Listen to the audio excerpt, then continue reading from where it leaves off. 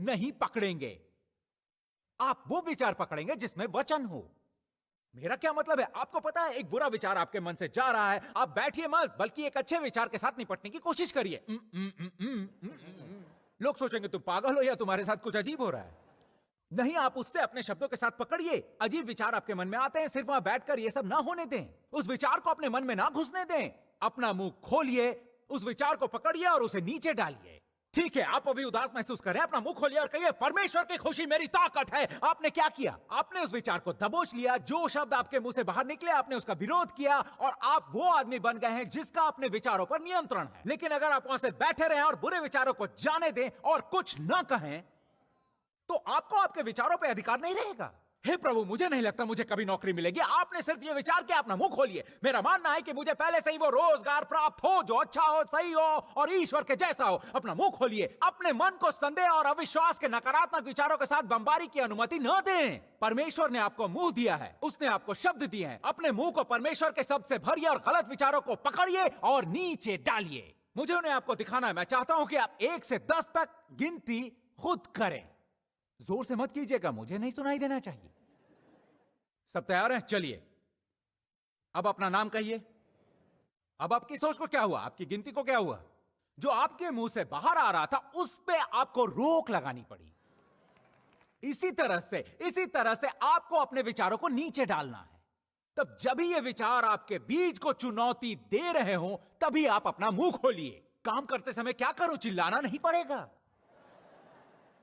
हौले से परमेश्वर का वचन दोहराओ और आपका काम बन जाएगा।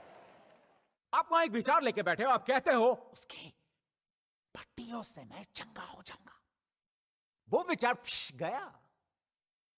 अब देखिए, मैं आपको बता रहा हूं कि राज्य में कार्य कैसे करते हैं। मैं आपको बता रहा हूं कि राज्य में क्या करते हैं। मैं आपके साथ ऐसा व्यवहार कर रहा हूं जैसे आप कोई दूसरे ब्रह्मांड के एलियन हो, और मैं आपको दिखाने की कोशिश कर रहा हूं कि परमेश्वर के राज्य के अनुसार प्रक्रिया कैसे करते हैं। ये सब ज्ञान है जो आपको स्वर्ग जाते वक्त ले जाना है। आप एक सांसारिक लोकतांत्रिक मानसिकता के साथ स्वर्ग नहीं जा सकते। आपको राज्य के अनुरूप सोचना होगा ताकि आप राज्य से कुछ ले सके, या फिर आप राज्य में सफल नहीं होंगे। क्या आप मेरी बातें सुन रहे हैं? ठीक है, तो फिर स्वर्गदूत ने कहा, उसने कहा कि हे मरियम, भयभीत ना हो। मैं वो वचन देखना चाहता हूं, हमने किस वचन पे छोड़ा था? वचन 30, भयभीत ना हो। हे मरियम, क्योंकि परमेश्वर का अनुग्रह तुझ पर हुआ है, और देख तू गर्भवती होगी, तेरा गर्भ ठहरेगा और तेरे एक पुत्र उत्पन्न होगा। तू उसका नाम रखना यीशु। वो महान होगा और परम प्रधान का पुत्र कहलाएगा, और प्रभु परमेश्वर उसके पिता दाऊद का सिंहासन उसको देंगे, और वो याकूब के घराने पर सदा राज्य करेगा, और उसके राज्य का अंत न होगा। परमेश्वर के राज्य का कोई अंत नहीं।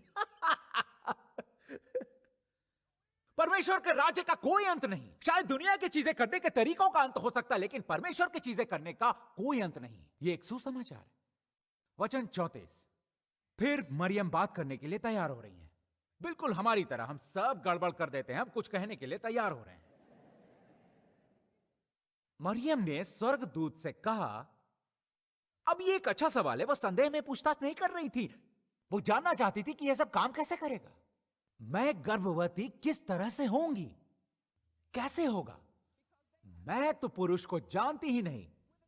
सचमुच देवियों सज्जनों, ये सब कैसे मुमकिन है?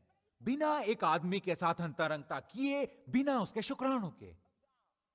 ये कैसे हो सकता है? मेरी शादी कैसे होने वाली है? एक कुंवारी जिसकी मंगनी हुई है, वो कैसे गर्भवती होगी बिना अंतरंगता और शारीरिक शुक्राणु के, जो दुनिया में एक बच्चा पैदा करने के लिए जरूरी है?